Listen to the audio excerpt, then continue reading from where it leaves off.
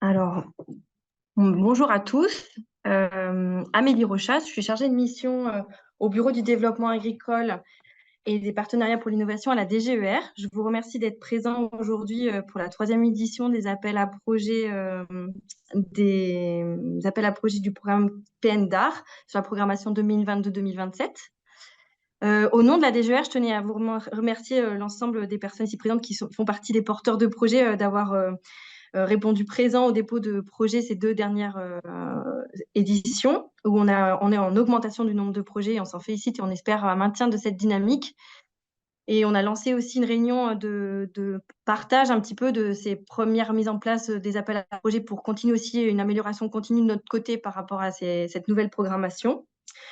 En tout cas, l'objectif de cette programmation, c'était d'avoir plus de lisibilité sur la durée des financements possibles pour vous, porteurs de projets et porteurs de recherche en connaissances, en développement d'actions dans le transfert, mais aussi en co-innovation. Donc, pour avoir un peu plus de lisibilité sur 6 ans de programmation. L'objectif c'était aussi de maintenir les moyens financiers. Alors, même si on est sur un fonctionnement un petit peu à deux vagues, là, vous avez pu le constater depuis deux éditions, mais en gros, on est sur un budget moyen qu'on essaye de maintenir à peu près 23 millions d'euros. On a voulu aussi, dans cette programmation, avoir une priorité de thématique qui est stable et maintenue sur le long terme, qui pour nous est important, qui est un élément qui est facilitant pour mobiliser les équipes et les compétences pour s'investir sur le long terme sur des projets en inter-institut, mais aussi avec des partenaires divers et variés. Et enfin, dans notre fonctionnement, le maintien d'enveloppes réservées pour des projets orphelins ou des projets qui rentrent dans une thématique prioritaire, comme par exemple l'adaptation au changement climatique, tout en veillant à l'atténuation. Enfin, cette programmation permet aussi d'avoir un guichet unique et j'en profite pour remercier l'ensemble des équipes de femmes qui aident à la mise en place de ce dispositif-là, à la fois les équipes au niveau du siège et des services territoriaux. Femmes nous permet d'avoir des règles administratives qui sont communes et uniformes et du coup un peu plus de sérénité sur la longueur, donc sur les 6 ans là, en termes de préparation de projet pour vous. On va du coup prendre un temps aujourd'hui, un petit peu comme l'année dernière, pour vous présenter les attendus techniques de ces appels à projets et aussi quelles sont les conditions de dépôt, les conditions administratives. Vous n'hésitez pas à poser vos questions dans le chat au fur et à mesure des présentations. On est un certain nombre en background là aujourd'hui pour pouvoir les collecter et essayer d'y répondre en fin de présentation. Voilà. Est-ce que du coup, Femme, je vous laisse lancer le PowerPoint? Oui, je le lance. Pas de souci, Marie, merci.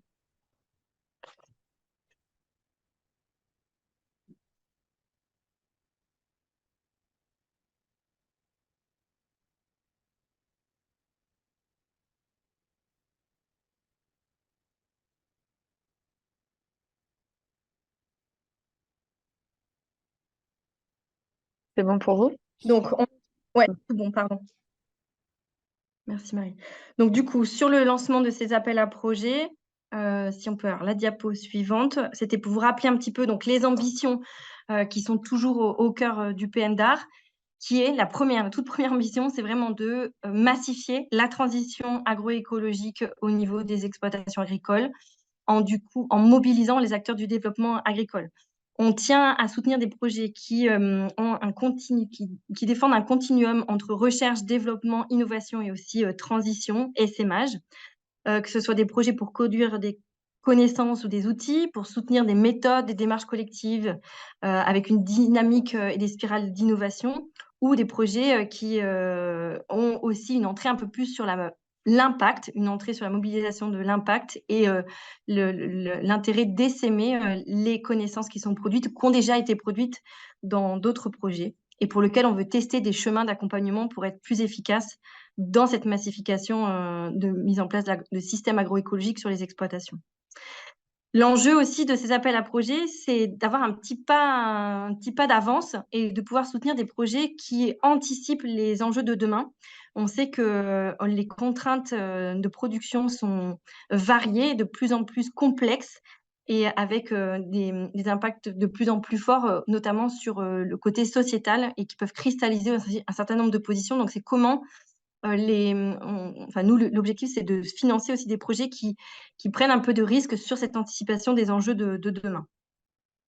Et enfin, l'objectif, c'était aussi d'avoir une certaine cohérence et visibilité dans le temps. Je vous en ai parlé en introduction, d'où le nombre limité de ces 9 thématiques prioritaires de la programmation 2022-2027, avec des enveloppes réservées en fonction des besoins par rapport aux problématiques orphelines et des thématiques prioritaires par rapport à l'année. Donc, pour rappel de ces thématiques du PNDAR, oui, vas-y, c'est bon, pas de souci, Marie, merci. On en a 9. On a les 2 premières qui sont plutôt sur le volet économique, qui sont création de nouvelles chaînes de valeur et tout ce qui est reconnaissance des efforts via des certifications, ainsi que le renouvellement des générations et la qualité de vie au travail. On a ensuite 2 thématiques qui sont réduction des émissions de gaz à effet de serre, stockage carbone et protéines végétales et autonomie azotée, qui sont plutôt sur une thématique globale de bouclage de cycle géochimique. On a ensuite 4 thématiques qui sont un petit peu plus sur la résilience, qui traitent à la fois de la valorisation de la biodiversité et comment on s'adapte aussi à enfin, on fait évoluer cette biodiversité. Adapter les systèmes agricoles aux aléas et changements climatiques, notamment la gestion du stress en eau. Renforcer la gestion intégrée de la santé animale et végétale et la notion de bien-être animal. Et enfin, une thématique un peu plus transversale, qui est le numérique. Pour 2024, on a donc les thèmes prioritaires que je vous ai fléchés en vert pour susciter un peu plus de dépôt sur ces thématiques-là de projets.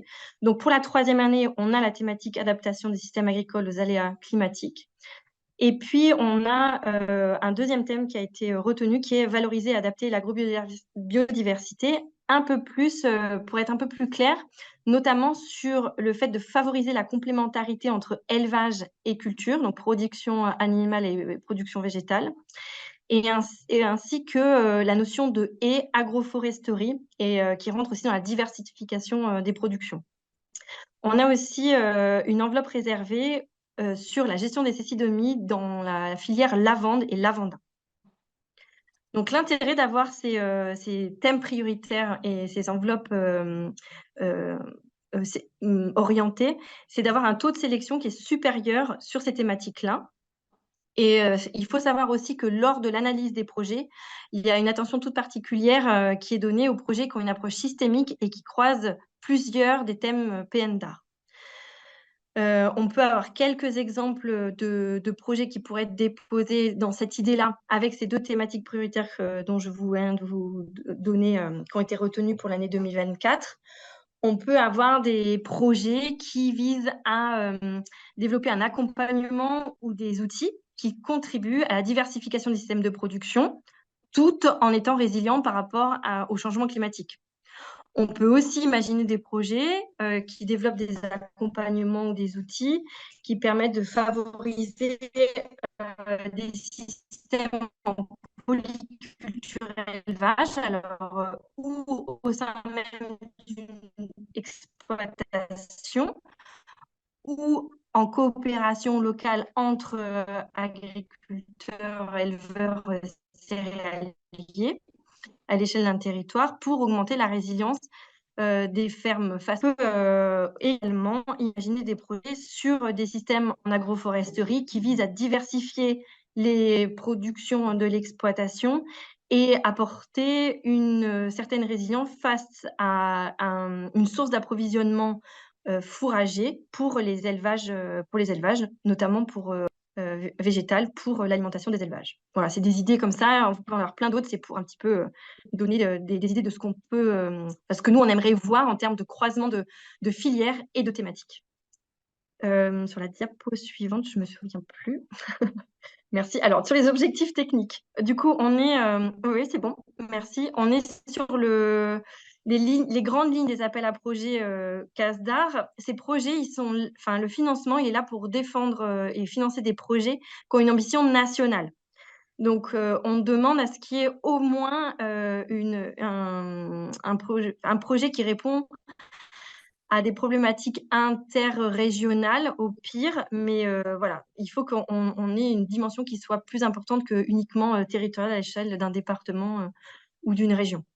On encourage des projets qui sont multi-acteurs et multi-filières parce qu'on estime que face à la complexité des difficultés face à laquelle doivent faire face les agriculteurs, et ben, un regard sur ce qui se passe sur les autres filières peut être aussi important et on trouve que et ça demande de l'énergie et donc de financer ces projets-là nous paraît important. Et enfin, il est important que l'ensemble des résultats qui sont obtenus dans le financement de ces projets-là soient diffusés gratuitement par l'intermédiaire notamment de la plateforme RD Agri. Il faut qu'il soit accessible aux conseillers, aux agriculteurs, aux enseignants, enfin, l'ensemble de la communauté, on va dire éducative, mais aussi qui a un impact sur le territoire, l'ensemble de la communauté des acteurs du développement agricole. Pour cette année 2020, donc le millésime 2023-2024, vous avez vu que les cahiers des charges n'ont pas évolué par rapport à ceux qu'on avait publiés l'année dernière.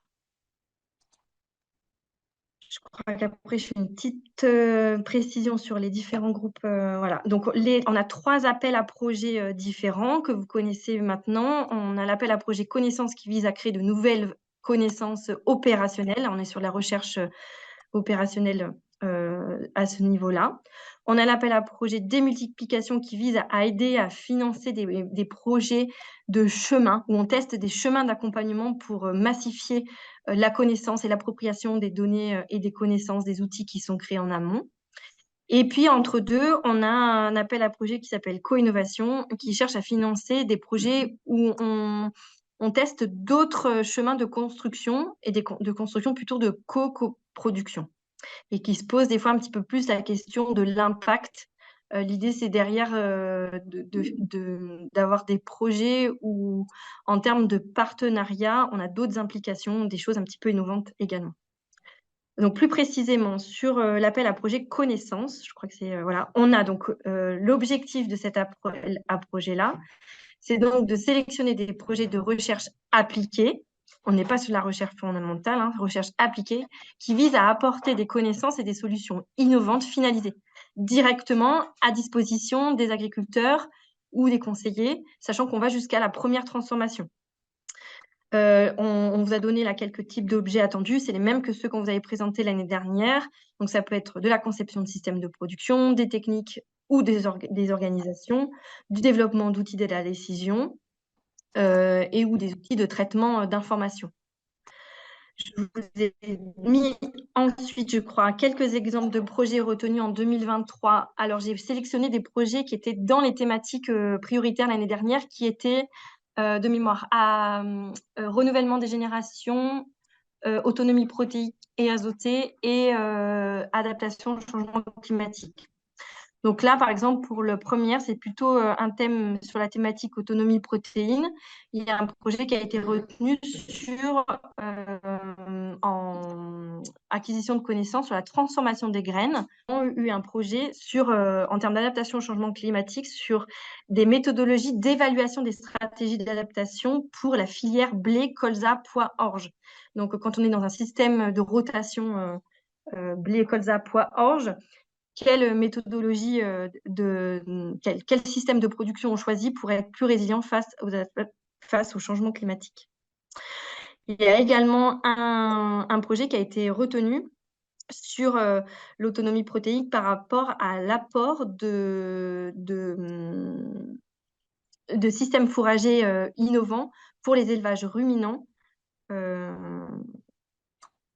et pour atténuer, et en même temps que ce système d'affouragement soit adapté au réchauffement climatique. Il y a également eu un projet sur là qui est tout autre, mais c'était pour vous montrer qu'on pouvait avoir des choses très différentes qui étaient plutôt sur la gestion de la protection des parasites en agroécologique avec la détection multi-cible par séquençage de pathogènes transmis dans les semences potagères. Et enfin, il y avait un projet aussi qui était intéressant sur les couverts permanents et la culture de blé bio. Sur les projets qu'on a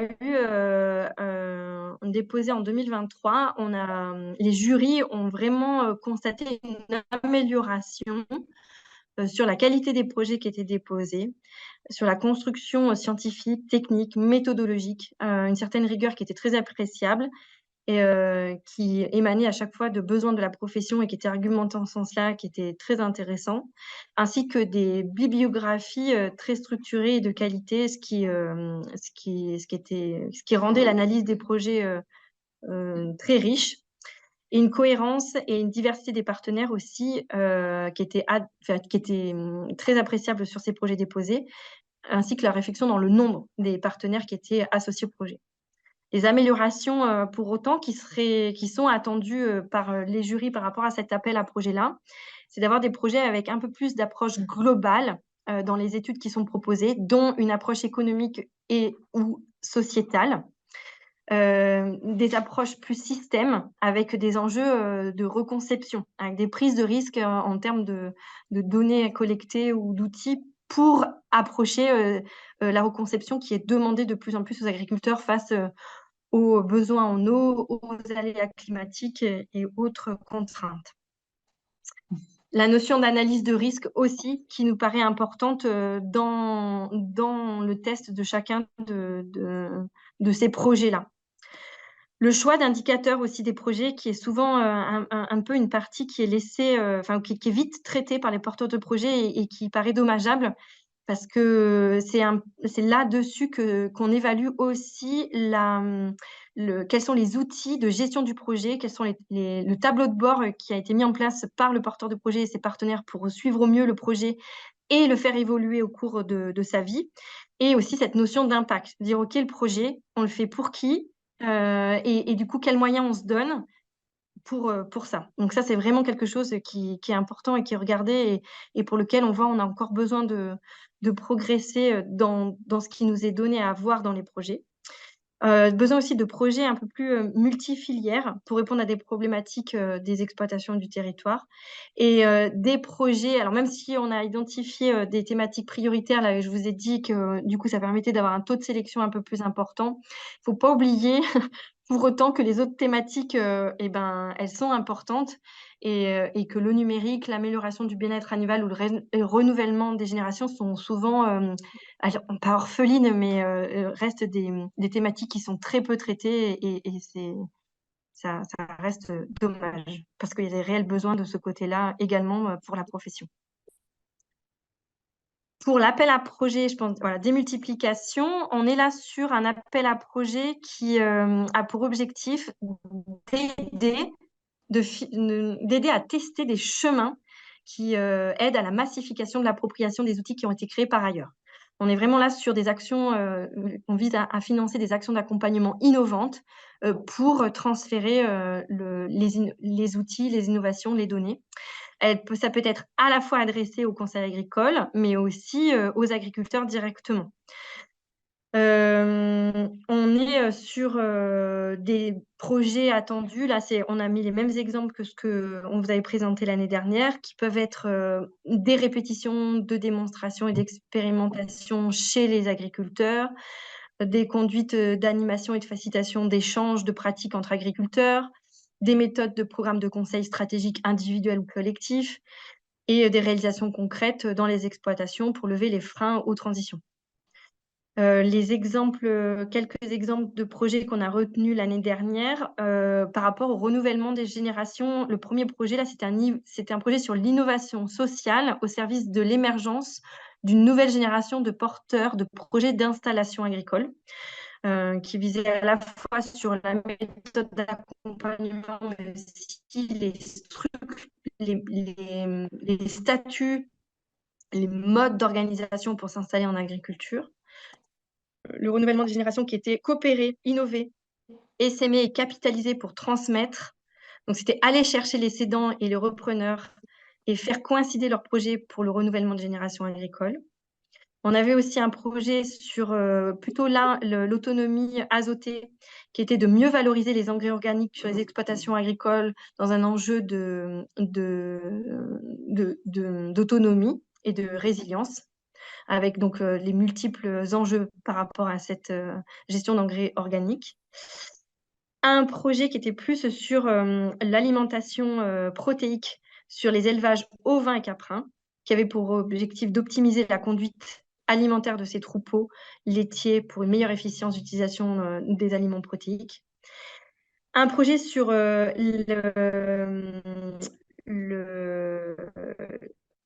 prévention sanitaire des élevages indépendants. Alors là, on sort des thématiques prioritaires, mais c'était pour vous montrer aussi un petit peu la diversité de ce qu'on pouvait retenir comme projet. Là, on était plutôt sur la prévention sanitaire des élevages indépendants en production avicole et porcine, en renforçant l'accompagnement via des méthodes et des outils adaptés.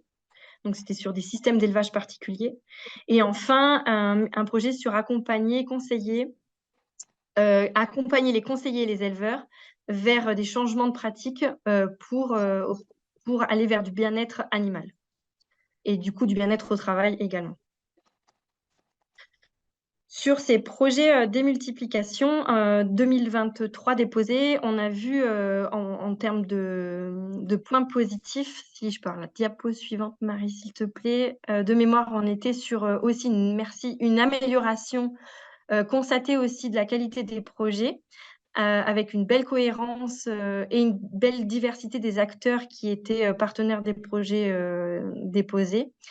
Cohérence par rapport aux enjeux de démultiplication qui sont, comme je vous l'ai dit, la transmission, la massification de la transmission et de l'appropriation des outils, avec une compréhension que parmi les leviers d'essaimage, il y avait justement ce choix de partenaires qui était important à impliquer dans les projets, notamment des coopératives, des établissements d'enseignement agricole ou des instituts de recherche sur les sciences cognitives.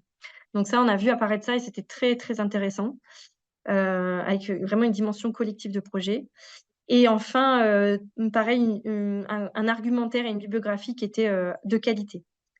Dans les améliorations qui sont attendues pour 2024, on est toujours sur le choix, prendre le temps de se poser sur quels sont les choix des indicateurs qu'on veut suivre en tant que pilote de projet, à la fois dans la réalisation et les résultats, mais aussi sur les moyens qu'on y met et surtout l'impact qu'on souhaite avoir. On souhaiterait aussi qu'il y ait des projets qui prennent un peu plus en compte les efforts de démultiplication et non pas de l'acquisition de données. On a pas mal de projets qui ont été refusés où il y avait une grosse phase d'acquisition de données avant une grosse phase de démultiplication. Et en fait, là, ce guichet-là, c'est vraiment uniquement la donnée connaissance, elle existe, elle a fait ses preuves et on a besoin de la démultiplier. Donc, cet appel à projet-là, on ne finance pas de l'acquisition de données. On cherche par contre à financer de l'acquisition de méthodes d'accompagnement. Alors, ça peut être des données d'accompagnement aussi, mais pas de données techniques. On cherche aussi à ce qu'il y ait un peu plus des projets sur de l'innovation méthodologie, sur des outils de transfert et donc d'appropriation, avec des prises de risques attendues, une certaine innovation. Pareil, des projets multifilières, parce qu'on pense que ça peut apporter une solution à la complexité des soucis et des regards que l'agriculteur doit avoir en analysant son exploitation. Et enfin, par rapport à cette question de démultiplication, là, donc l'idée, c'est de tester des chemins d'accompagnement qui est aussi ce questionnement de dire, bon, et après? Une fois que ce projet a été retenu et financé, comment on imagine la suite? Voilà, des fois, ce petit bout d'après manque dans les projets. Et enfin, donc sur l'appel à projet co-innovation, donc là, on est sur quelque chose qui est encore un petit peu à affiner en termes de définition et de compréhension. Mais en gros, l'objectif, c'était de financer des projets où il y avait un effort de co-construction du projet, avec un partenariat entre les agriculteurs et les acteurs de la recherche et du développement, pour obtenir des innovations techniques, organisationnelles, économiques, sociales, et pour avoir une mise en place de ce résultat-là en simultané, à la fois sur l'exploitation et du coup en recherche-action, avec des allers-retours entre ces deux publics différents. Le type de projet qu'on peut imaginer, donc pareil, c'est les mêmes que ceux qu'on vous avait présentés l'année dernière. Ça peut être, des mises au point de nouveaux outils, des pratiques, des matériels, de mobiliser ou appliquer, développer des méthodes de conception collaborative. On est vraiment en fait, c'est quel que soit l'objectif, mais c'est sur la démarche de co-évaluation, de co-construction, par rapport à une problématique donnée. Donc les projets, qu'on a retenus en 2023 pour illustrer un petit peu, ça, on a eu, donc faciliter les interactions culture-élevage à l'échelle territoriale. On a eu un projet, retenu aussi qui était de réduire la consommation en eau en culture de faisier et tomates pour un meilleur pilotage de l'irrigation avec, des biostimulants pour préparer, la plante au stress. Donc là, sur ces 2 projets-là, on voit pas trop le côté, enfin, c'est sur la thématique, mais le côté multipartenariat était vraiment très visible par rapport au choix des partenaires. Ensuite, sur le projet suivant, c'était un peu plus, transparent par rapport au titre. On était sur la co-construction et le partage de connaissances, entre le conseil, et les agriculteurs sur les pratiques, agricoles en faveur des abeilles basées sur les indicateurs de santé. Et enfin, on avait un projet sur la maîtrise, des adventices et de la structure du sol en agriculture biologique, tout en étant autonome en énergie. Donc là, pareil, c'était un projet qui était, où la co-construction était très visible par rapport au choix du partenariat, la répartition des actions et le lien entre les actions entre elles. Donc les points positifs qui ont été, alors là, je vais par contre pardon, excusez-moi. Je vais laisser la parole parce qu'on a la chance voilà, on a la chance aujourd'hui d'avoir notre présidente de jury, Camille Dumas. Donc du coup, je vais lui laisser présenter, cette diapositive-là. Merci beaucoup. Merci Donc, Camille. voilà, rebonjour à tous. Donc là, effectivement, vous pouvez voir les plus des projets 2023 pour co-innovation. Donc, on avait effectivement vraiment de la construction scientifique, technique, méthodologique, rigoureuse et cohérente, en fait, pour pas mal de projets. Donc là aussi, quand même, une montée en qualité aussi des projets, un côté donc argumentaire et biblio de qualité. Donc ça, évidemment, à garder. Et les améliorations attendues, où on va accompagner d'ailleurs cette amélioration grâce à un webinaire dont on parlera ensuite. Voilà, donc ces projets de co-innovation, c'est vraiment de l'innovation entre praticiens et scientifiques et vraiment aussi des transformations dans les deux sens, parce que c'est à la fois la recherche qui est modifiée par une meilleure connaissance des contraintes du terrain, de vraiment ce qui se passe sur le terrain, et également aussi les praticiens de terrain qui peuvent mieux se saisir aussi d'un certain nombre de données. Dans ce qui a été dit d'ailleurs avant, je me disais, c'est vrai que petit à petit, on voit qu'il y a vraiment de toute façon ce côté de co-construction qui s'invite dans les différents appels, Et également le côté de plan de gestion de données qui devient aussi super intéressant pour justement mieux utiliser des données déjà qu'on a des fois déjà. Voilà, donc les améliorations, je disais, donc plus d'interaction encore et de A à Z dans le projet entre des praticiens et des scientifiques.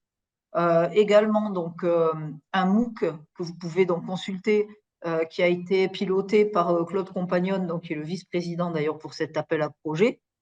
Donc c'est gratuit sur FunMOOC et ça peut déjà aussi aider, accompagner davantage aussi à cette co-construction du projet, mais qui n'est pas uniquement en amont, mais qui est aussi comment on travaille tout le long du projet, comment on le valorise aussi, parce que ça permet de dégager vraiment des synergies et de travailler différemment.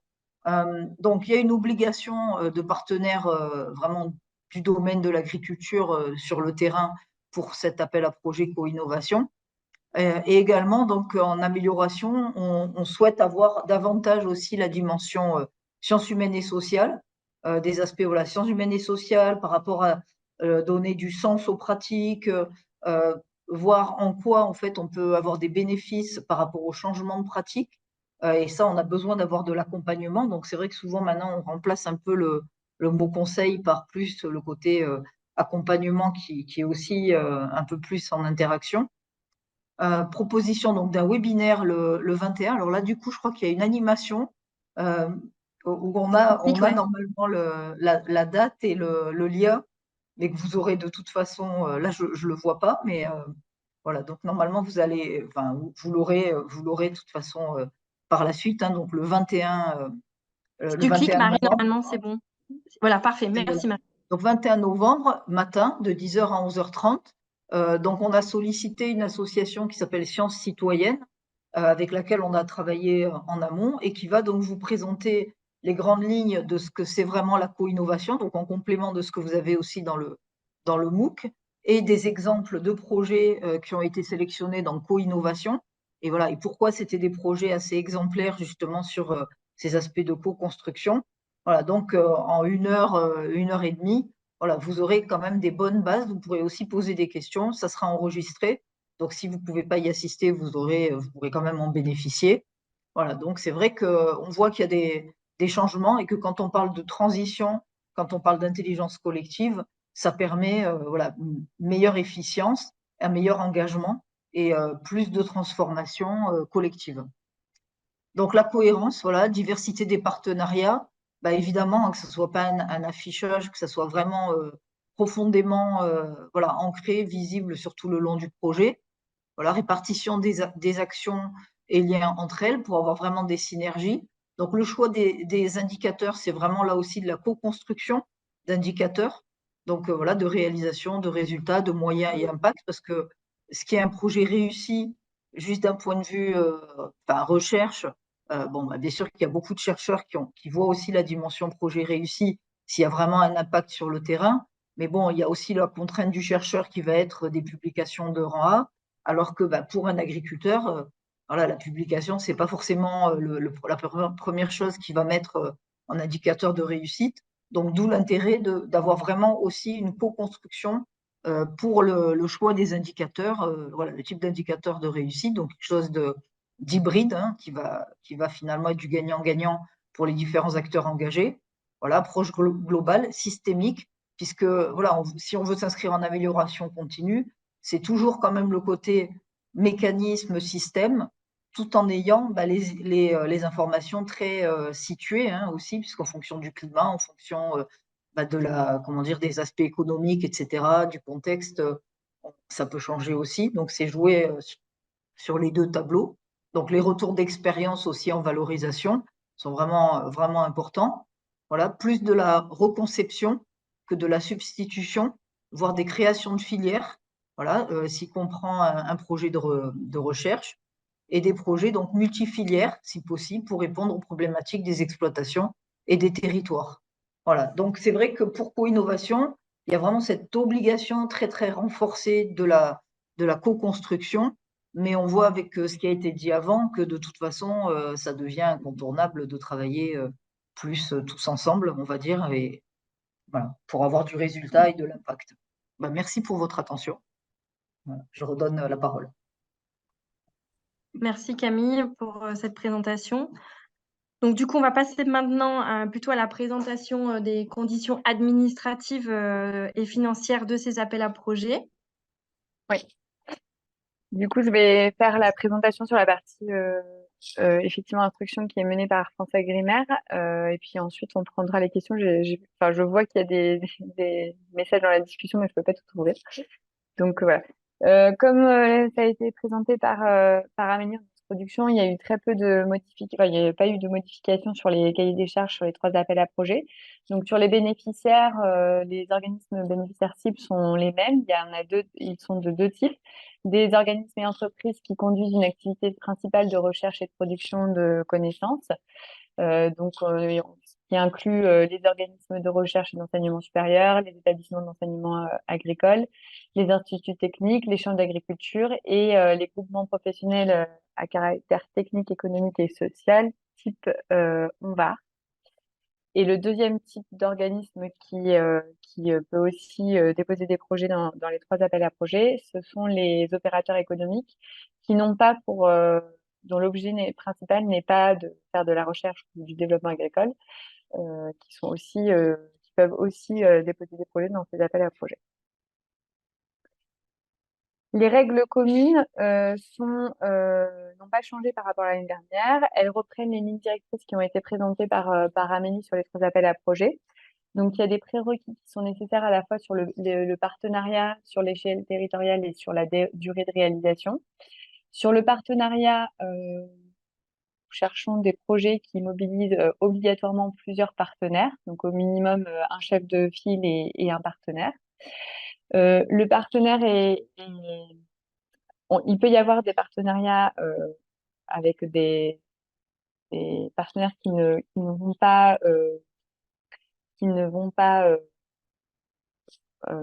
participer au projet sans avoir de financement. Mais par contre, il faut au minimum avoir demandé un financement de 5 000 € pour recevoir une part de financement d'aide CASDA.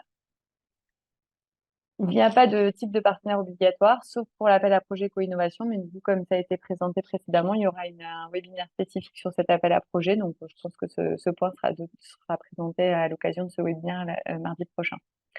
Sur l'échelle territoriale, les projets cherchent à valoriser des projets à l'échelle nationale prioritairement, donc qui impliquent au minimum 2 régions. Pour l'appel à projet des multiplications, il y a une exception puisqu'on peut conduire les projets à l'échelle régionale à condition qu'il y ait au moins 2 types de partenaires différents. Et enfin, sur la durée de réalisation, c'est plus un rappel, mais du coup, c'est un rappel pour indiquer que les projets doivent être réalisés dans les 42 mois maximum, qui inclut une éventuelle demande de prolongation. Sur les dépenses éligibles, les règles n'ont pas changé. Il y a 3 types de dépenses éligibles, les dépenses de personnel, les autres dépenses directes sur lesquelles je vais revenir, et les frais généraux. Sur les dépenses de personnel, on a voulu faire 2 alertes particulières. C'est sur les seuils qui sont imposés dans les cahiers des charges. Donc, sur les prestations de services, le montant total des prestations ne peut pas dépasser 30% du coût global du projet. Sur l'acquisition de matériel, ce montant total de matériel ne peut pas dépasser 10% du coût global de projet. Et sur les frais généraux, du coup, il y a 2 seuils différents en fonction de la typologie du bénéficiaire. Pour les organismes privés, il y a un forfait de 20% du montant total pour les frais généraux, pour les dépenses, pardon. Les frais généraux ne peuvent pas dépasser plus de 20% du montant total du projet hors frais généraux. Et ce seuil est à 15% pour les organismes publics. Les règles communes aux 3 appels à projets, elles n'ont pas changé par rapport à l'année dernière. Donc, il y a un montant total minimum du projet qui est de 50 000 € pour les 3 appels à projets. Il y a un montant minimum et maximum d'aide pour les 3 appels à projets. Donc, le montant d'aide minimum par bénéficiaire, c'est 5 000 € et le montant maximum du projet, c'est 500 000 €. C'est valable pour les 3 appels à projets. Et il y a aussi un minimum et un maximum pour la durée du projet. Donc, la durée minimum, c'est 1 an et la durée maximum, c'est 3,5 ans, donc 42 mois. Et enfin, comme ça a été présenté en introduction, c'est des appels à projets qui sont proposés chaque année. Sur les règles, on a fait quelques rappels sur des points qui font l'objet parfois de questions après les ouvertures des projets. Donc, on vous rappelle qu'il n'y a pas de possibilité de double financement sur des fonds CASDAR avec ces 3 appels à projets. Le taux d'aide minimum par projet, c'est 20% des dépenses éligibles du projet, du coût total du projet. Et pour le taux d'aide maximum par partenaire, cela va dépendre du statut du partenaire. Donc, 100% des coûts éligibles pour les organismes publics, 80% des coûts éligibles pour les organismes privés dont le but premier est de faire de la recherche ou du développement ou de la formation agricole. Et 40% pour les opérateurs économiques qui n'ont pas pour activité principale la recherche ou le développement agricole. Sur le calendrier, donc les 3 appels à projet ont ouvert le 24, la téléprocédure a été ouverte le 24 juillet 2023, donc beaucoup plus tôt que l'année dernière pour laisser justement un peu plus de temps pour déposer les projets pour cette année. Et la date limite pour déposer vos projets est le 1er février 2024. Donc, cette phase de dépôt va se faire sur 4 mois. Juillet, elle est en cours, juillet à janvier. Ensuite, on part dans le calendrier habituel des années précédentes, c'est-à-dire une phase d'instruction par France Agrimaire et d'expertise par les experts et le jury de février à mai. Le mois de juin qui sera réservé à la tenue des jurys et la publication des résultats courant de l'été avec ensuite le conventionnement qui suit sur l'automne. Un petit rappel sur la date d'éligibilité, du début d'éligibilité des dépenses. Elle court à partir du moment où le projet a été validé sur la téléprocédure sur démarche simplifiée. Donc, à partir du moment où vous déposez le projet et que vous recevez l'accusé de réception de dépôt, c'est cette date qui fait foi pour l'éligibilité des dépenses. Donc, comme je disais, les trois téléprocédures sont ouvertes depuis juillet. Donc les trois liens sont sur la diapo, mais vous les avez aussi sur le site internet de France Agrimaire. Et de toute manière, on vous mettra à disposition cette présentation pour que vous puissiez y accéder directement si vous le souhaitez. Sur démarche simplifiée, donc la téléprocédure qu'on utilise, c'est comme l'année dernière, c'est démarche simplifiée. Les formulaires n'ont pas changé. Donc l'idée, c'est de vous accompagner au maximum dans le dépôt des projets. Donc on a essayé de coller au plus aux trois décisions qui sont sorties au mois de juin. Et nous avons aussi mis à votre disposition sur le site internet les annexes 1, 2 et 3 qui sont celles qu'il faut impérativement utiliser pour compléter vos dossiers, pour être sûr de ne rien oublier.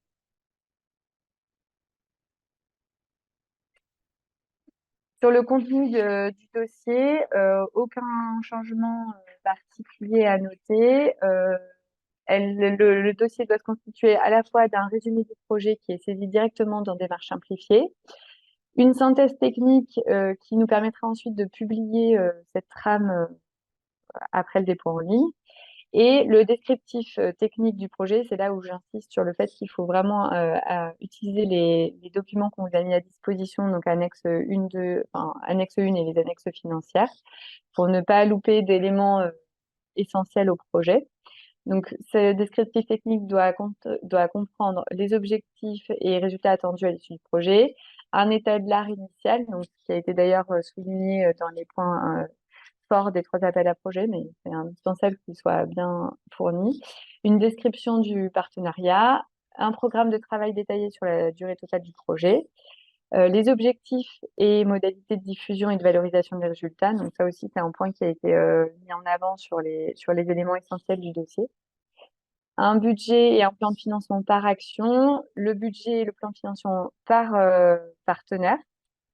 Et enfin, la lettre d'engagement ou l'accord de partenariat que vous aurez signé avec chaque partenaire de projet. Donc, après cette phase de dépôt, on rentre dans la phase d'instruction et d'expertise. Donc, en amont de l'instruction, il va y avoir la composition des jurys nationaux qui se fait par le ministère. Le jury regroupe une quinzaine de membres avec des profils pluriels et adaptés aux objectifs des trois appels à projets. Ensuite, on rentre dans la phase d'éligibilité par les services de France Agrimaire. Sur ce point, nous allons vérifier que les critères d'éligibilité sont respectés. Vous pouvez faire un autocontrôle si vous le souhaitez grâce à la grille d'évaluation de l'éligibilité est présente dans la décision qui a été publiée, dans les trois décisions qui ont été publiées en juin. Donc, vous pouvez vérifier que votre projet respecte bien ces critères-là si vous le souhaitez par sécurité. Mais donc voilà, c'est la phase qui va se réaliser entre février et mars-avril. Et ensuite, on rentre dans la phase d'expertise scientifique et technique. Donc là, il y a deux sous-phases, si vous me permettez l'expression.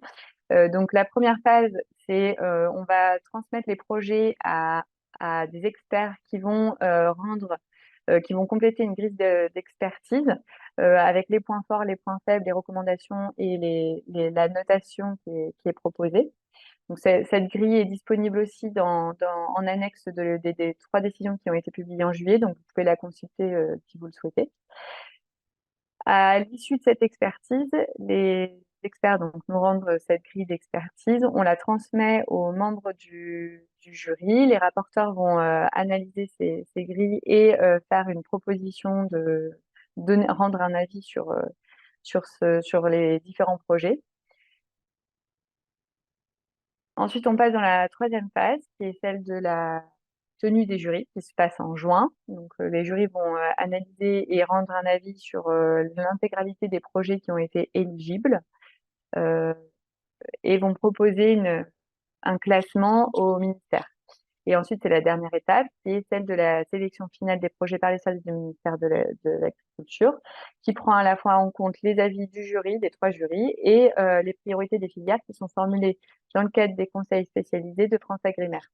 Ce sont des conseils spécialisés qui rassemblent à la fois des gens de l'administration et de représentants professionnels. Sur les contacts, et c'est la dernière diapo. Donc, pour les 3 appels à projets, on a mis à disposition des adresses génériques, une par appel à projet. N'hésitez pas à nous envoyer vos questions, documents ou toute autre demande sur ces appels-là. Sur ces adresses-là, on vous répondra au mieux. Merci Marie pour cette présentation. Du coup, on a noté un certain nombre de questions. Alors, sur cette présentation-là et son enregistrement, on les mettra à disposition sur le site France Agrimer, donc elles seront accessibles. On avait des questions sur est-ce que des appels à projets sur de la recherche de connaissances sur des variétés par rapport à des facteurs adaptation, environnement, tout ça, notamment là, c'était sur le soja, ça peut rentrer comme objet d'étude dans l'appel à projet connaissances. Oui, il n'y a pas de souci. La capitalisation, le temps de capitalisation des connaissances, des données par rapport à une thématique, enfin des données par rapport à une thématique donnée qu'on veut démultiplier après sur le terrain, est-ce que ça fait partie de ce qui peut être financé dans l'appel à projet de démultiplication? Oui. Ça c'est pas un problème non plus, qui est cette phase de collecte et être sûr que, aussi de choix hein, dans les méthodologies et des outils qu'on décide de démultiplier. Est-ce que le côté, le périmètre d'études de démultiplication, est-ce que c'est une obligation d'essaimer dans plusieurs régions? C'est pas forcément. En fait, ce qu'on veut, c'est que le travail soit avec des interlocuteurs qui dépassent les interlocuteurs habituels, mais avec après une application qui peut être sur un périmètre réduit, parce on peut tout à fait justifier qu'on est sur une phase de test de cet accompagnement, mais qui était raisonné largement et qui répond à un problème qui est national, qui ne correspond pas uniquement à cette région-là. Après, on avait sur le côté une question sur les problématiques de certains projets qui peuvent demander une prolongation. Alors, c'est peut-être pas le mot prolongation, mais on va dire un avenant pour... excusez-moi, un avenant pour prolonger d'1 an le projet. Et du coup, la difficulté d'avoir un engagement des cofinanceurs sur une durée plus longue que 3 ans a complété France Agrimer, mais on demande pour être éligible, vous avez besoin d'avoir des lettres d'engagement de vos cofinanceurs. Donc, cette lettre d'engagement, elle est sur la durée maximum du projet initial qui est de 3 ans. Donc, si vous avez si vous êtes lauréat, vous êtes retenu, que le projet avance et qu'au bout de 2 ans et demi, vous demandez une prolongation, je pense on redemande une lettre d'engagement de cofinancement, je ne sais pas trop de ce côté-là. Sur la partie prolongation? Oui. Mais ça, on pourra peut-être rechercher et puis vous apporter la réponse parce qu'en fait, l'ensemble des échanges là qu'on a, nous, ça va permettre d'enrichir notre foire aux questions qu'on met aussi à disposition sur le site de France Agrimer. Donc, du coup, on vous apportera la réponse sur cette partie-là. Tout à fait. On vous fera un retour. À ce moment-là, sachant que du coup, on peut comprendre qu'un cofinanceur ait du mal à s'engager sur une durée au-delà de 3 ans. Mais comme nous, initialement, dans le cadrage des appels à projets, c'est la date maximum, du coup, il n'y a pas de problème de ce côté-là. Et comme le cofinanceur, vous le sollicitez pour prolonger, mais une fois que vous avez commencé le projet, je pense que le problème est résolu entre guillemets. Il y avait une question sur le côté financement. OK, il y a une subvention minimum de 5 000 € pour un partenaire, un minimum de 5 000 €. Est-ce qu'il y a un maximum? Le maximum, c'est le maximum de la subvention Tout à fait. que tu as présenté, Marie, je crois. Oui, J'étais en train oui, de lire les questions, mais ça, il n'y a pas de souci.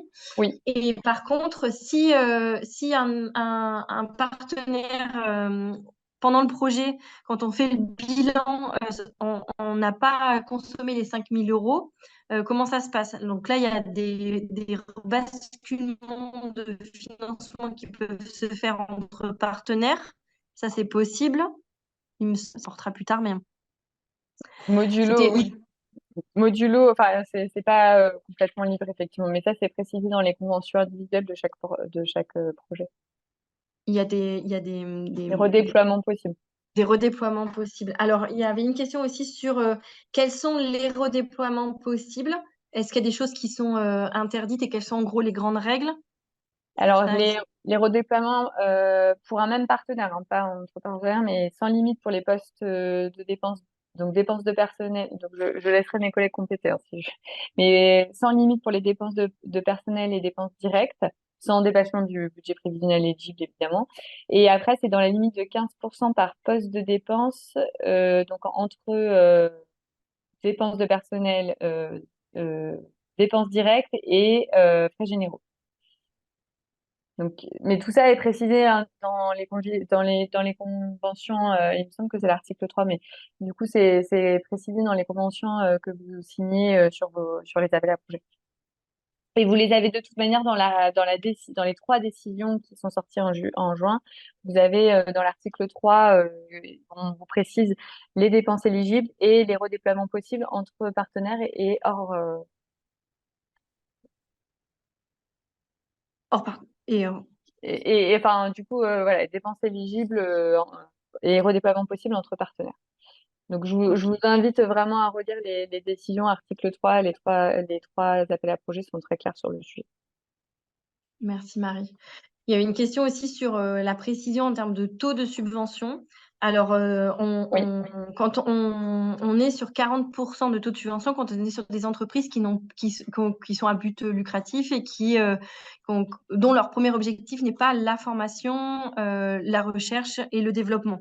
c'est ça. Quand on a des doutes, on demande les statuts de l'entreprise parce que des fois, il y a des structures qui font du conseil et qui à côté vendent. Enfin, l'objectif principal de la structure n'est pas forcément que le conseil. Et donc, du coup, quand il y a des doutes, on demande les statuts des structures. Et si vous avez des doutes par rapport à ça au moment du montage du budget de votre projet, n'hésitez pas non plus à nous solliciter pour que la réponse soit un petit peu plus précise par rapport à l'entreprise que vous représentez. Sur la question du maintien des outils après la durée du projet, effectivement, c'est une bonne question. Et les appels à projets CASDAR, ils n'ont pas vocation à financer, à maintenir des outils qui ont été créés et mis en place lors des appels à projets précédents.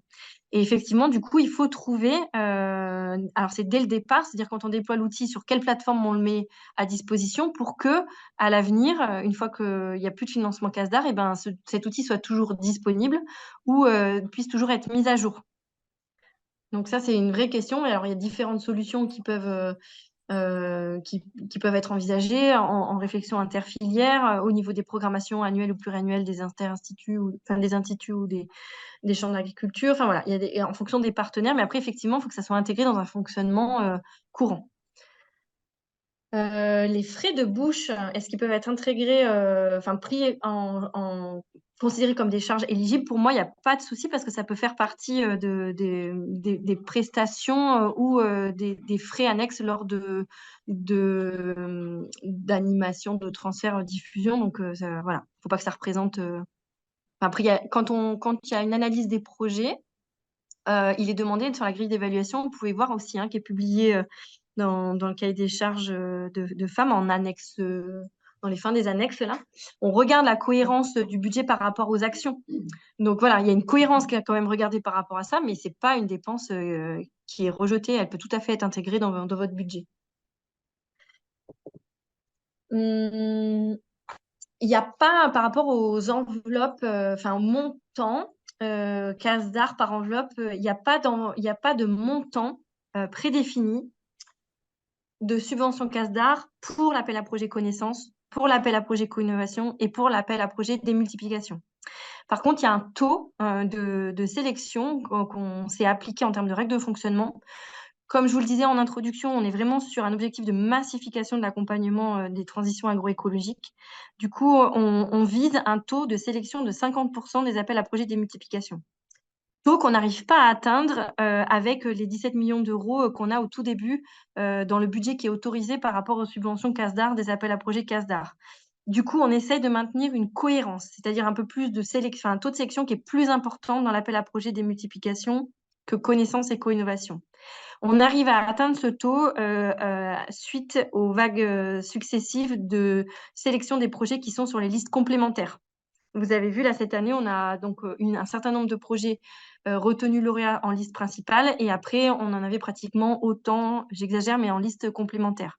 En gros, on vise un budget de un peu plus de 23 millions d'euros de projets, enfin, oui, de budget pour soutenir des projets CASDAR. Et pareil, du coup, il n'y a pas de. Quand il y a des thématiques prioritaires, comme je vous ai dit là, cette année sur l'adaptation au changement climatique, autonomie protéines, et puis changement climatique et sur l'agrobiodiversité, il n'y a pas de, pour l'instant, il n'y a pas de financement préfléché. De dire, sur cette thématique-là, il faut qu'on remplisse une enveloppe de tant de millions d'euros. Pour l'instant, ce n'est pas le mode de fonctionnement qu'on a. Donc, on joue vraiment au taux de sélectivité. On sélectionne un peu plus de projets sur cette thématique-là, mais sans objectif de complétude d'enveloppe. Et il y avait aussi une question sur comment sont décidés les projets orphelins. On est encore en cours de structuration, mais pour l'instant, ce qui se fait, c'est des remontées par les filières au niveau politique. Voilà, sur les projets orphelins. Le taux de dépenses éligibles, en fait, je pense que c'est le taux de financement, la question. Quel était le taux de financement moyen maximum du projet? Si je pense avoir lu la question entre les lignes. Il n'y a pas de. Tu me corriges, Marie, mais il n'y a pas de limite, en fait. Sur le taux moyen, vous pouvez être. Il y a des partenaires très différents. Donc, il y en a qui seront financés à 100%, d'autres à 80%, d'autres à 40%. Tout à Mais il n'y a fait. pas de. Voilà, il n'y a pas Oui. il y a pas un taux moyen maximum à ne pas dépasser. Non. Voilà, donc moi, ça, c'est dans les questions que j'avais identifiées. Je ne sais pas s'il y en a eu d'autres entre-temps. Moi, je voudrais juste Que... revenir parce Oui, que je vois que je sais pas si la pardon. question est arrivée après ma réponse ou avant, mais sur les redéploiements, il n'y a pas de redéploiement possible entre partenaires, modulo la possibilité de faire un avenant qui permet après un redéploiement. Donc, voilà, c'est pour éviter toute confusion. Sans avenant, il n'y a pas de redéploiement possible entre les partenaires. Ce que je vous disais, c'est qu'il y avait des redéploiements possibles par poste de dépense au sein de, enfin, pour un même partenaire. Voilà, c'est juste pour préciser ma réponse.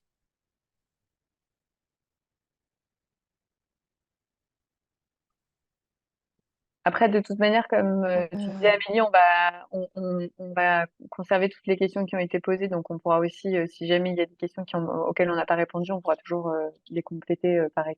Oui, tout à fait. Tout à fait. Oui. Je crois qu'il y a On une fera comme ça pour question qui les vient d'arriver. questions suivantes. Bon. Je crois qu'il y avait une question concernant un projet qui n'avait pas été retenu, s'il Oui. pouvait donc ressolliciter une candidature. Donc oui, ça bien sûr, Oui. avec comme conseil de bien tenir compte des remarques émises sur le projet qui n'a pas été retenu. Et de s'appuyer aussi sur les retours qui ont été faits, notamment sur des membres du jury sur chaque appel à projet.